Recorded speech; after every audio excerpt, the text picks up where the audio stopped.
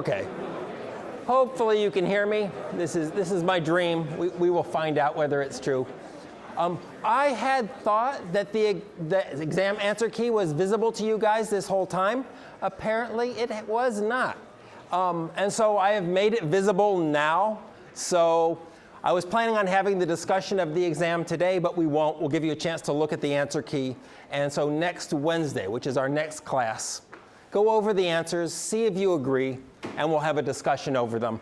And after that, I'll send your exams in for grading to get them marked, because we want to make sure everything's correct and, see if there's any other interpretations that there could have been to questions that I didn't get. So take a look. It's in Brightspace, My Learning, week 7, which is the week we had the exam. So you'll find it there.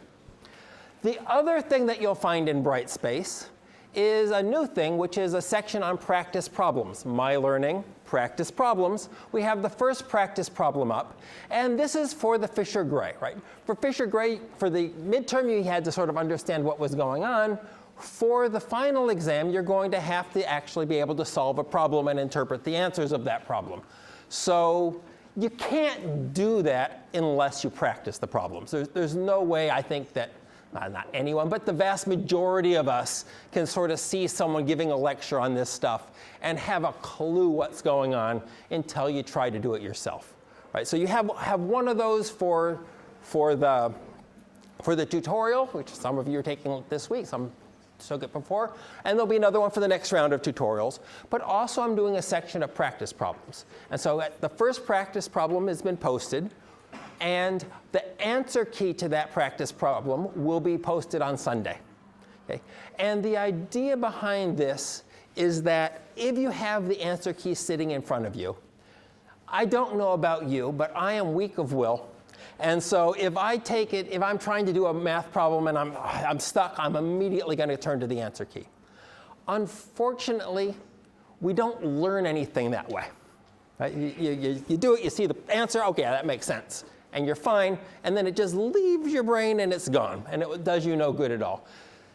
To learn math, and this is really sad, but to learn any mathematical thing really requires you getting stuck in it, right? So maybe you just know it and you breeze through it, and that'd be glorious, right? But assuming that you don't just breeze through it in a glorious fashion, you're going to be doing it. You're going to be getting weird answers. You're going to be getting wrong answers. You're going to take a wrong turn at step 3 and have no idea what to do. And if you immediately turn to the answer key and then, it's all clear, you've learned nothing. Whereas if you get stuck there and you're wondering, why doesn't it work? Why doesn't it work? Why doesn't it work? Maybe you solve it yourself, right? Maybe your friend helps you with it. Or maybe you wait for the answer key, then you look at the answer and you see, oh man. But at that stage, that oh man will never leave you. You have learned that thing, right? So if you get stuck and then the answer key gets you unstuck, then you've learned something and it will stick with you.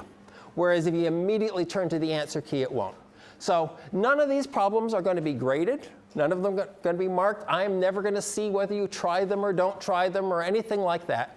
But I would really, really strongly urge you to give it a shot. Spend a half hour trying to do it. Get stuck, then go to the answer key and sort yourself out. Okay? And in this way, you'll learn something, and there'll be another problem after that and another problem after that.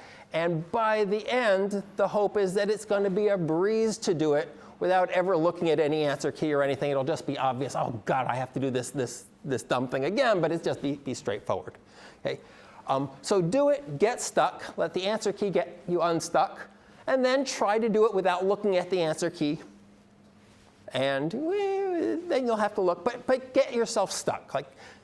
Give yourself the chance to be stuck. And it's easy to put it off. I know some of you have exams this week, and it's not easy to do these things, to make time for it. It's very easy to put them off. But if you put them off, then you will be doing it with the answer key next to you. And unless you have incredible willpower, you won't get yourself stuck. You'll get unstuck immediately, and you'll learn nothing. Right? So make your half an hour for this thing. Make your 45 minutes for this thing. Give it an honest chance this week. I think this is going to be your best shot at learning. Like I'm doing it because I'm hoping you're going to learn, right? And I'm hoping everyone does well on the exam and all that. And this is this is how I think you should do it. I'm a big procrastinator myself, so I do understand if you procrastinate, but you know, teachers always talk, you're only hurting yourself. Well, you're only hurting yourself. So that's my suggestion for you in your life. Okay. Okay, questions about the practice problems? Okay. In terms of how do I go about it, you may be totally lost on just how do you go about it, because it just states the problem and asks you to solve it, right? But if you look at the assignment for this week's and last week's tutorials, it shows you the steps that you need to go through. It's going to be the same steps in every problem, so you're going to be going through those steps. Your job is just to, do it. All right. Okay. I could not make my computer work again. I'm going to give it one last chance. Oh, it worked. Why? Why? Why, God, why?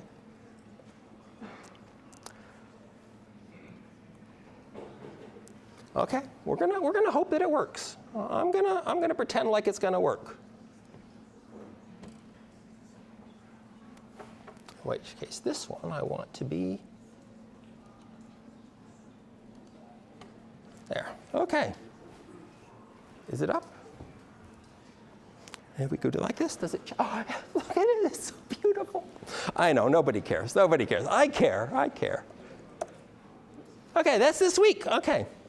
So I gave that whole little spiel on the assumption that it doesn't work. So, this is what I just said. All that lovely stuff. Okay, where were we? It was ages ago. It was in the midst of time. Nobody remembers. But just to remind you, we had just solved a two-period contract model. And the thing we learned from this was that, look, we had a situation where some people were setting their wages 2 periods ago, some people were setting their wages 1 period ago, and we were only using information in our money supply 1 period ago, and we learned from this that, yeah, we can partially stabilize output. We can't stabilize the current shocks because we don't have that information. We can't stabilize anything coming from these guys, but we can stabilize these guys because we were using superior information to them. We're using information on period T-1 shocks when setting the money supply, but they were basing their prediction from 2 periods ago, so they didn't know that stuff. So we knew some things that they didn't know when we set our money supply, and so they couldn't predict our behavior, and so therefore we can affect output. Okay? We can't affect output from these guys who set their wages 1 period ago because they knew that information at the time they set their wages. That's what we learned from that. That's all old news, bygones. What I want to point out now is as we were solving that, we put all the model together to get the price process. This was the actual price process. I believe we gave it a name, and I believe the name we gave it was star. No. I hate my life. Now it doesn't work. What the heck? What the heck? What the heck? Okay, so that's the situation. We're going to go back to the miserable overheads. What can you do? Maybe I buy a new computer? You buy a new computer, you got the same problems. It's really not clear what to do about this. Okay, there's a computer thing. Anyway, that was our situation. The price process depends on today's shock, yesterday's shock, and velocity from 2 periods ago. Right? Remember, shocks were persistent in this model. I don't know, it's ages ago. And then prices depended on these price prediction errors. So this was the actual price process, depended on the shocks, the velocity 2 periods ago, and then what people predicted for prices 1 period ago and what they predicted for prices 2 periods ago. And we had to solve that, and the way we solved it was with the guess and verify method. And in particular, we guessed a price process like this, and there was 2 ways that we sort of came up with that guess. One way was to say, well, anything in the actual process probably should show up there. Right? That's probably a thing. If it's in there, maybe it's probably going to show up. So let's just stick it all in. And that seems reasonable, right? And that would get us this guess. Another way we could have thought about it, which is a different way, but will give us the same answer, is to think, we've got these people that are predicting prices. Some of them are predicting prices 1 period ago, and some of them were predicting prices 2 periods ago. So we should put into our guess things that they learned, that they knew when they were guessing their prices. So that's VT minus 2. And things that they learned since then, the shock in period T minus 1 and the shock in period T. So things they knew when they were making their guess and things that were revealed to them in the process of time. Okay? Either way, we come up with the same guess. Okay? So that was our guess, and then we verified it. We plugged it all, we used that to figure out what these price prediction errors are, if that guess was correct, and then we plugged it into our original process and saw that, yeah, that gave us something that looked like our guess. Therefore, our guess was correct, and we were happy, and we could find all that lovely stuff that I'm sure you've been thinking about nonstop ever since, right? The question, though, is what happens if we guess wrong, right? So because you're going to be solving these problems, you're going to be solving these problems on the exam, you're going to make the guess. Hopefully you make an educated guess, and hopefully you don't have any troubles making your guess. But there's always the possibility that you make a wrong guess, and you should be able to see what's going on there that tells you that that is a wrong guess. So we want to look at, I'm going to deliberately make an incorrect guess and see what happens. Okay. Now, one way that I could guess wrong in this problem is I could put in, instead of putting in VT minus 2, I could put in R3 times ET minus 2 plus R4 times ET minus 4, and so on, going back. I could guess too many things. That will turn out to be totally unimportant if I do that. They will just get, if I guess too many things, they'll just have zeros on them in the end, and so that won't be a wrong guess. It'll just be overcomplicating my life. It won't hurt anything, just it'll turn out that those coefficients are 0. So guessing too many things makes my algebra harder, but isn't actually wrong. It's perfectly fine. So what I'm going to do is I'm going to try guessing too little things, too few. And suppose I had this argument. I said, well, let me put in the things that they've learned since 2 periods ago. So let me put in this one and this one, but suppose I didn't put in that one. Right, so I'm going to make a guess that PT is equal to R1 ET plus R2 ET minus 1, but I'm going to forget or reason myself incorrectly and not put this in at all. Okay, that's going to turn out to be an incorrect guess. But we want to see how it looks when you're doing the math when that's an incorrect guess. Okay.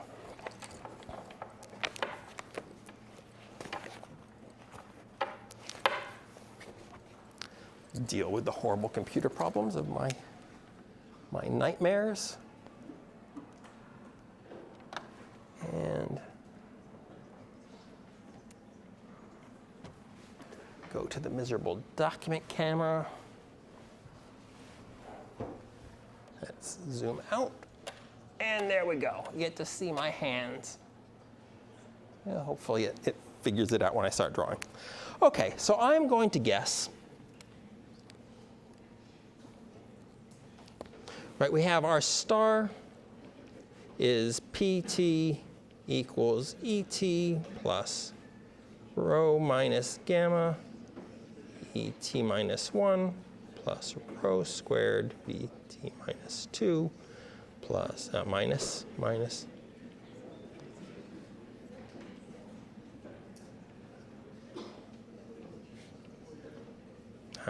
1.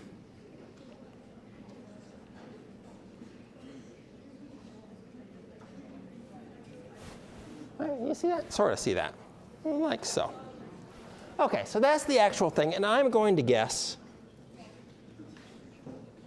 PT is equal to R1 ET plus R2 ET minus 1. This is going to be a wrong guess, right? We don't know that yet, but I'm guessing wrong. Okay, and we want to see how I know that I'm guessing wrong.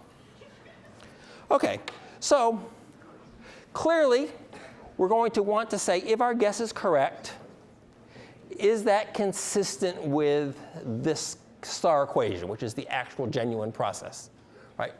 Well, the trouble in our genuine process is these 2 price prediction error bits. That's the part that we can't solve.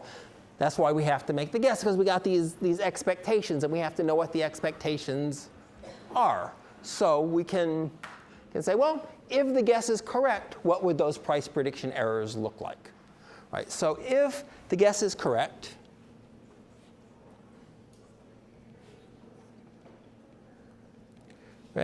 then PT minus PT given T minus 1 is equal to what? Well, if the guess is correct, PT is R1 minus R1 ET plus R2 ET minus 1, right? And then we're going to subtract our expectation of this thing from 1 period ago. Right? Well, guessing 1 period ago, our best guess, guessing at time t minus 1, our best prediction of ET is 0. So that's going to be R1 times 0. But we already know ET minus 1. Right, when we're making our price prediction 1 period ago, we know that the process is going to follow this because our guess is correct, we're assuming, right?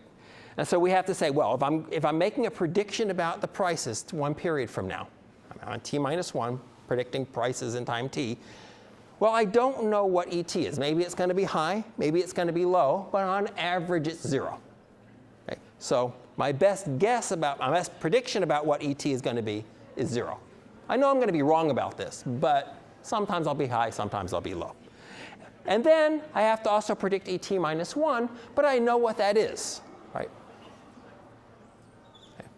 And so we just put that down. So this price prediction error just becomes R1 ET, if my guess is correct. Okay. And I can do the same thing for this other price prediction error, right? PT minus PT given T minus 2. PT is just the same as it was, R1 ET plus R2 ET minus 1. And then we subtract off my prediction about what prices are going to be in time t, but I'm predicting from 2 periods ago, not 1 period ago. Right? So my prediction is, well, predicting ET from 2 periods ago, on average it's 0.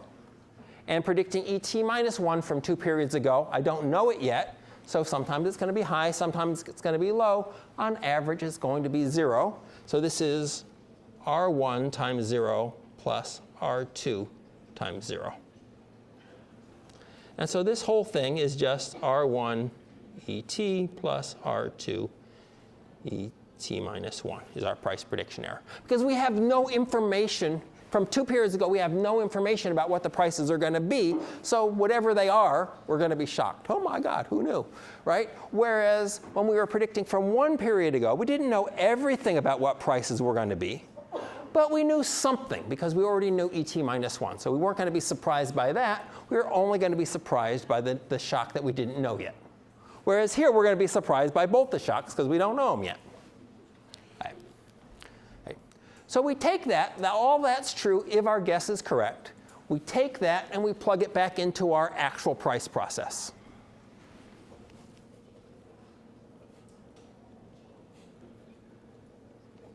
Into star.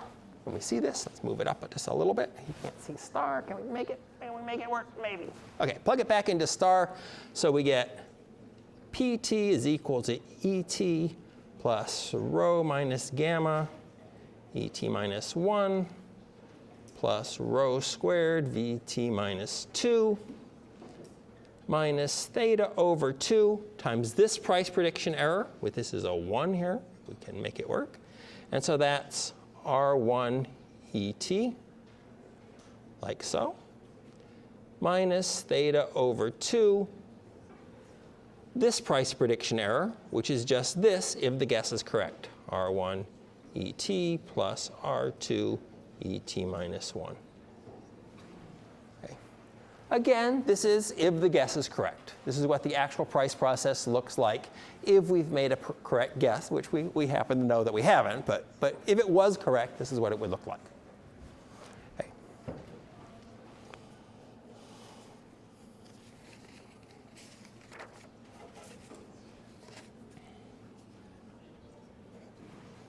Okay.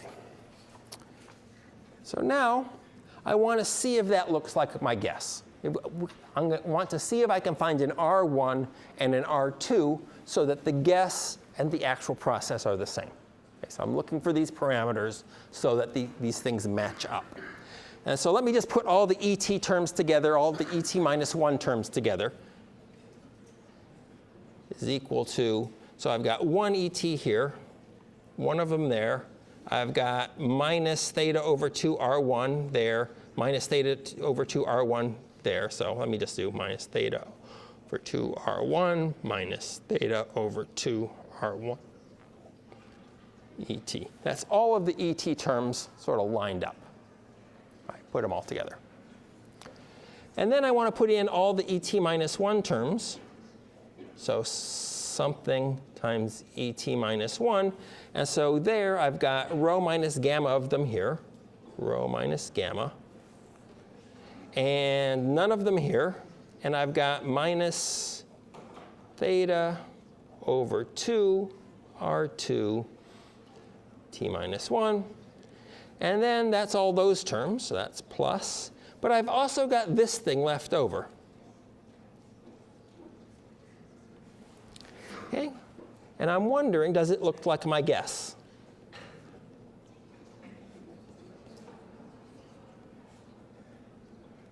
And the guess was PT is equal to R1 ET plus R2 ET minus 1. Does it? Well,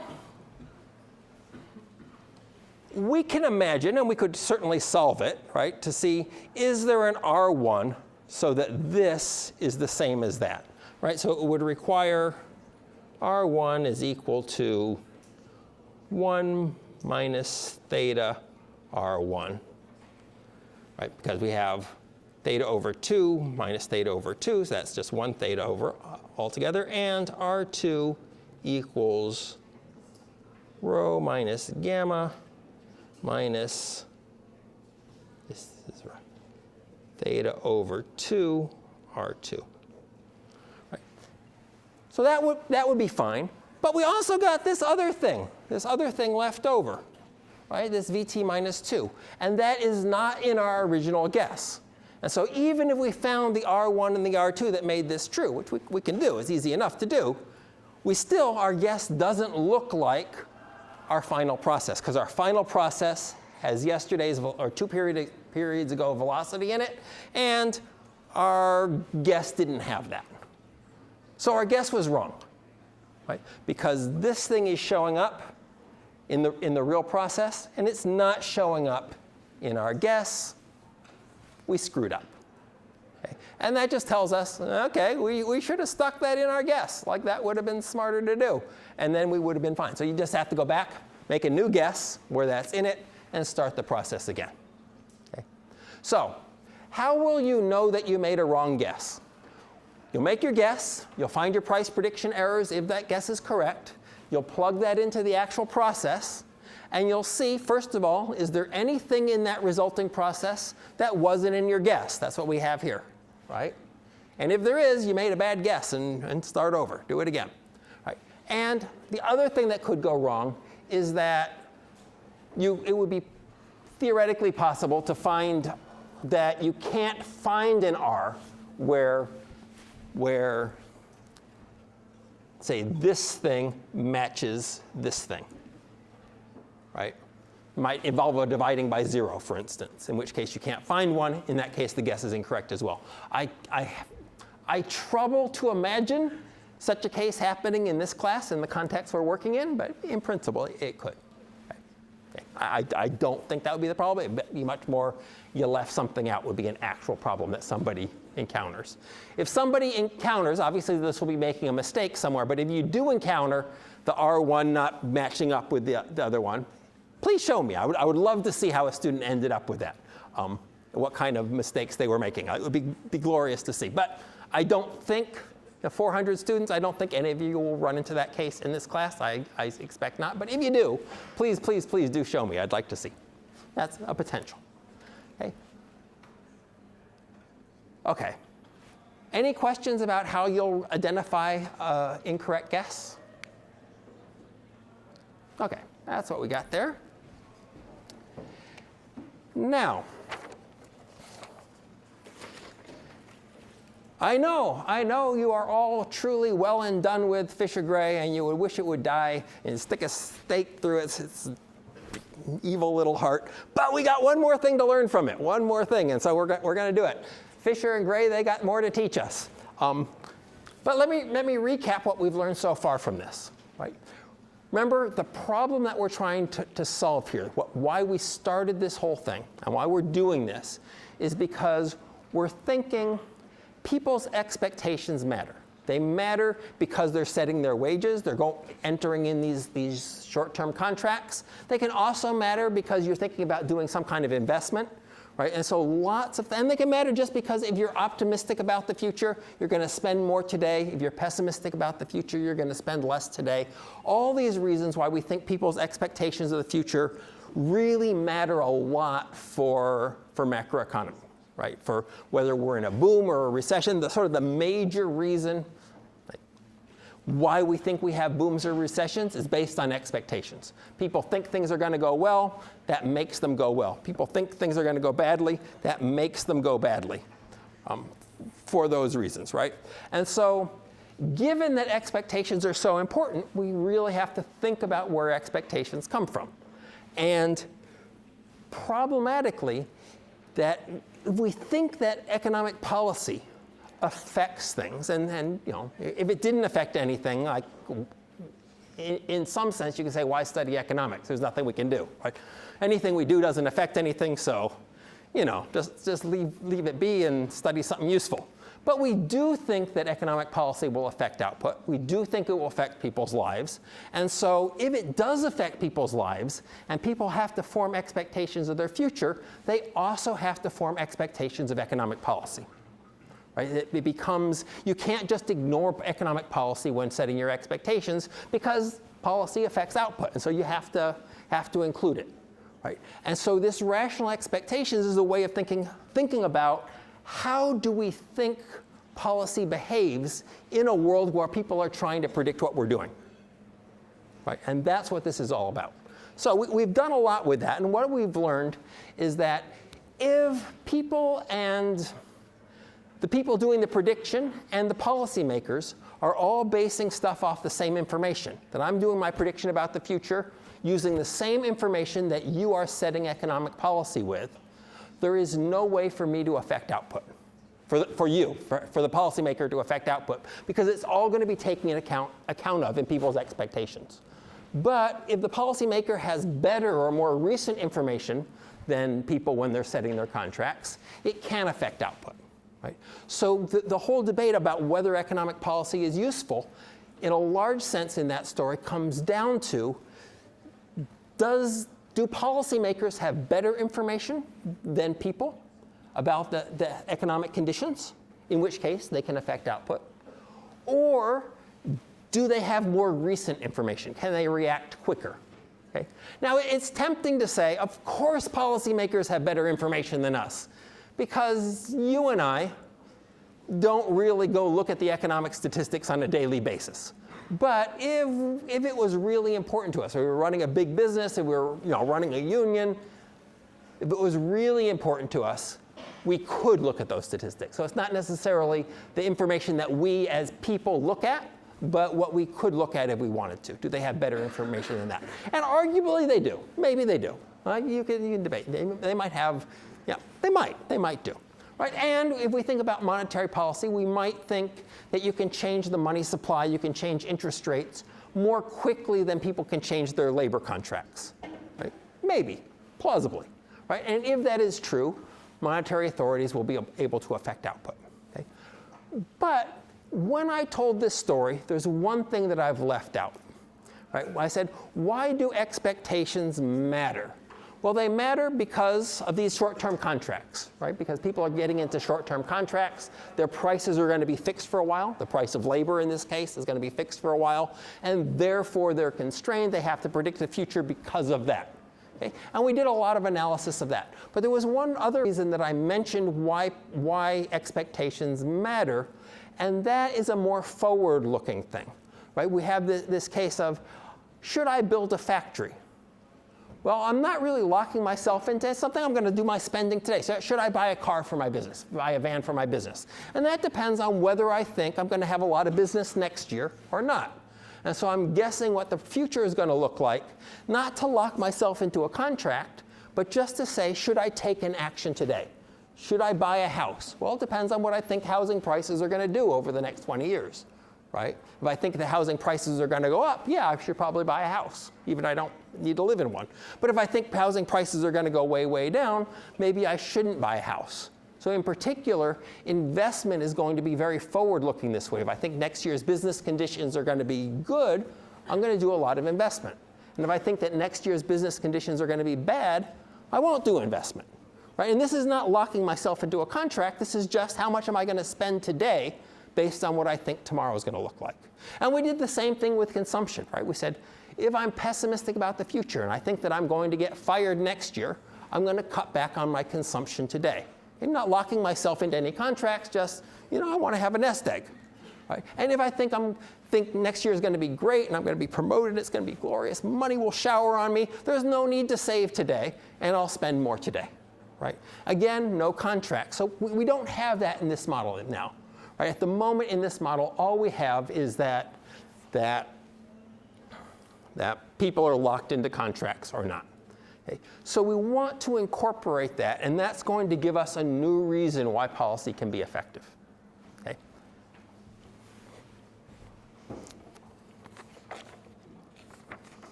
Okay. So let me start with a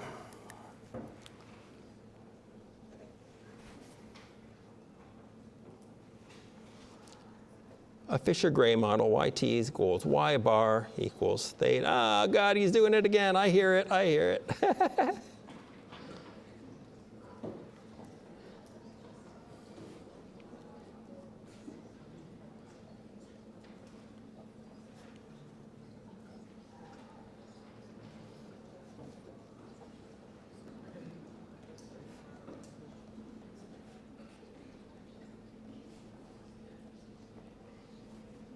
And we're going to have mt equals minus gamma et minus 1.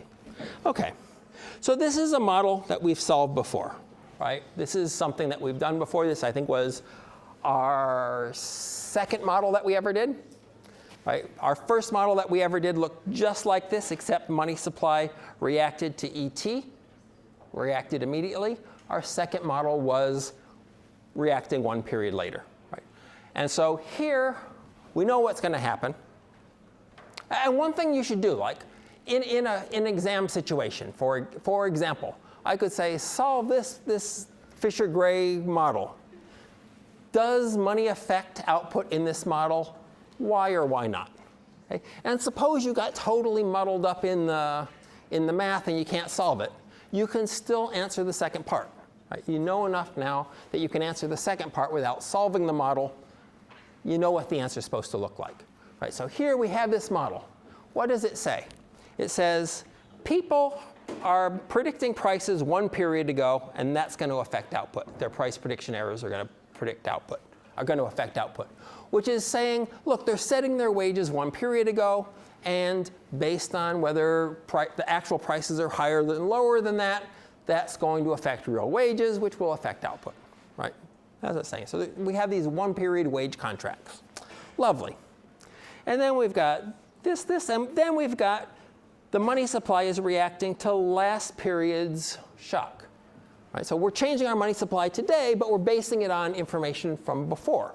And that's the same information that people had when they were setting their price prediction errors, when they were setting their predictions of prices, sorry. Which means they knew everything about what our money supply is going to be when they set their wages, right? Because we're not basing it on anything new. They could perfectly predict the money supply at the time they're making their prediction of prices. So our money supply is not going to surprise them, so we can't manipulate prices to affect their surprise, because they know how we're manipulating them, right? And so here we would expect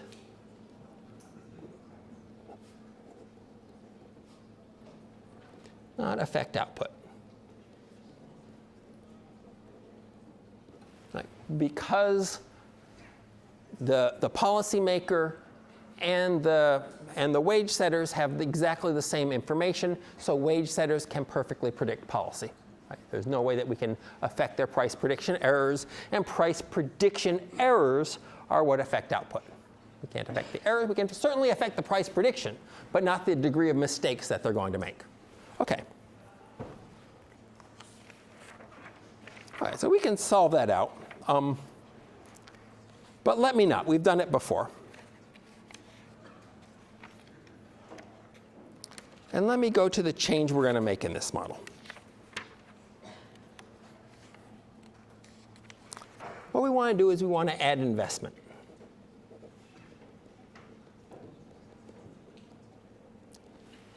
And the way I'm going to do that is we'll keep this. This is like always true in the models we've had. This is just the quantity theory of money, right? The quantity equation, the equation that defines the velocity of money mathematically.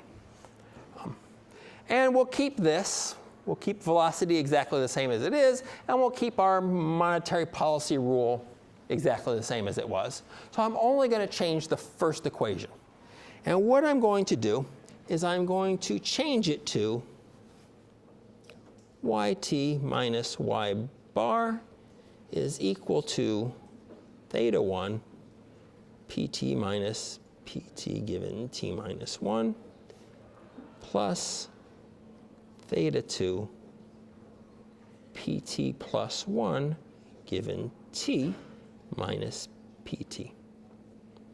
Okay, so this is the same as before. Right, it's wage contracts. But this is new.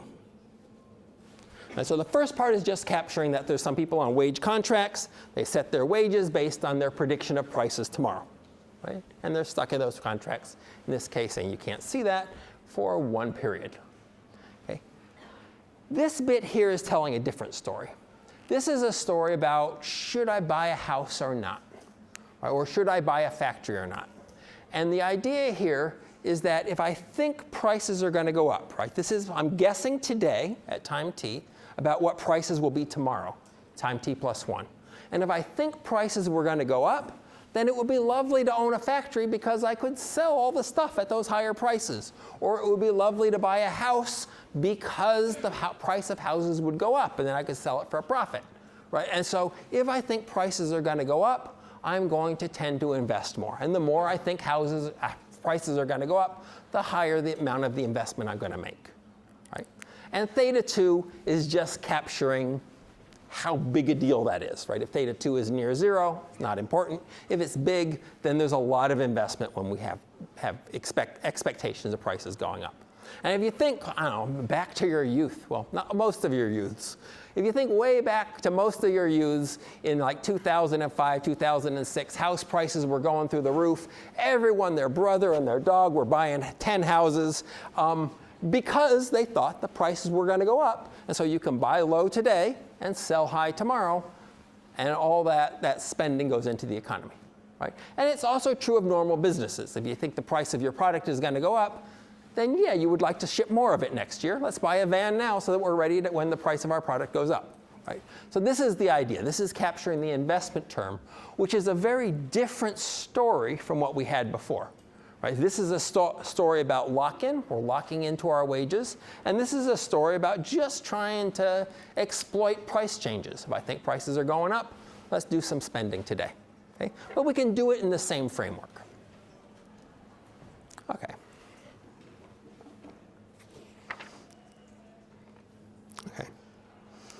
Okay.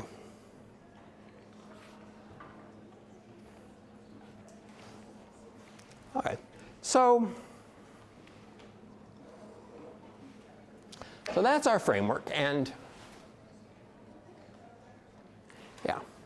Notice though that in this case, just in terms of how we want to think about this, in this case, we don't have any better information than anyone else. It's going to turn out, just to foreshadow things, that we are going to be able to affect output here. But before, the only reason we could affect output was because we had better information than other people, right? Because the policymaker had better information. But here we don't have any better information, right? When people are setting their wages, it's based on time t-1 information, and that's all we're using in setting our money supply. And these guys, they're figuring out today what tomorrow's prices are going to be. So they don't know, tomorrow's shock. They don't know they know today's shock. They don't know tomorrow's shock, but they're not really basing on any better information than anybody else, right? Because they already know today's prices.